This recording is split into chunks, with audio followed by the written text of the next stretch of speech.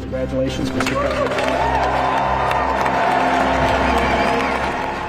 সদ্য শপথ নেওয়া মার্কিন প্রেসিডেন্ট ডোনাল্ড ট্রাম্প বলেছেন, গাজার যুদ্ধবিরতি বেশি দিন স্থায়ী হবে এমনটা মনে করছেন না তিনি। এ বিষয়ে তিনি আত্মবিশ্বাসী নন বলে জানিয়েছেন।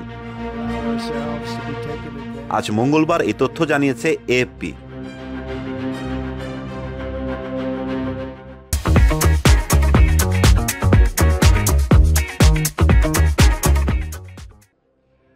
হোয়াইট হাউসে এক সাংবাদিক ট্রাম্পকে প্রশ্ন করেন, হামাস ও ইসরায়েল এই দুপক্ষ সব শর্ত মেনে যুদ্ধবিরতি অব্যাহত রাখবে কিনা। এর জবাবে ট্রাম্প বলেন, আমি নিশ্চিত নই, এটা আমাদের যুদ্ধ নয়, তাদের যুদ্ধ।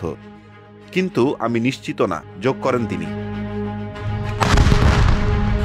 আল্লাহু আকবার।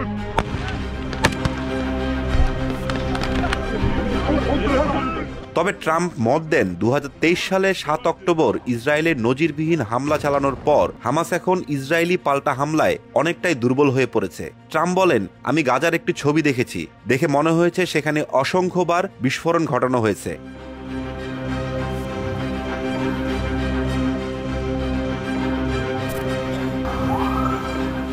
আবাসন ব্যবসায়ী থেকে জনপ্রিয় রাজনীতিবিদে পরিণত হওয়া ট্রাম্প জানান, সবকিছু পরিকল্পনা অনুযায়ী চললে অসামান্য পুনর্নির্মাণের মধ্য দিয়ে যাবে গাজা।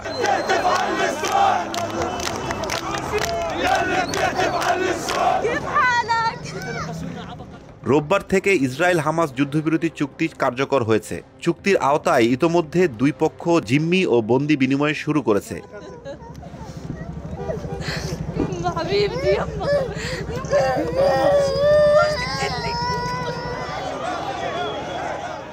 মে মাসে তৎকালীন প্রেসিডেন্ট জো বাইডেনের দেয়া রূপরেখার ভিত্তিতে এই চুক্তি নিয়ে আলোচনা শুরু হয়। পরবর্তীতে ট্রাম্প বাইডেন যৌথ কূটনৈতিক প্রতিনিধি দলের উদ্যোগে এটি বাস্তবায়িত হয়। এই চুক্তি নিয়ে চাপ দেওয়ার সময় ট্রাম্প নিশ্চিত করেছেন তিনি ইসরায়েলকে অকুণ্ঠ চিত্তে সমর্থন দেবেন। I will very simply put America first.